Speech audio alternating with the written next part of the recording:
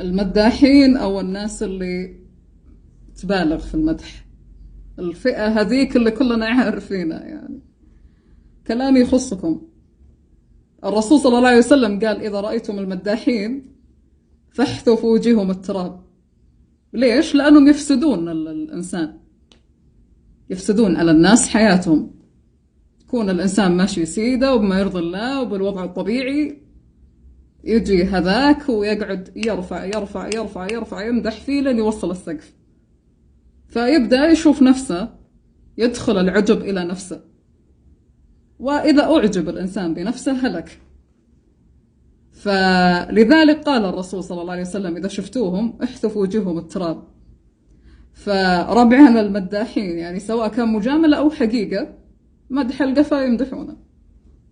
إذا بغيت تمدح امدح في القفا، لأن المدح في الوجه ممكن يعني يفسد الإنسان، ممكن يكون كذا وبعد المدح يصير شيء ثاني تماما. فانتبهوا لهذه النقطة يعني. بعض المدح ما هو كويس لصاحبه يعني، يوديه مناطق نائية.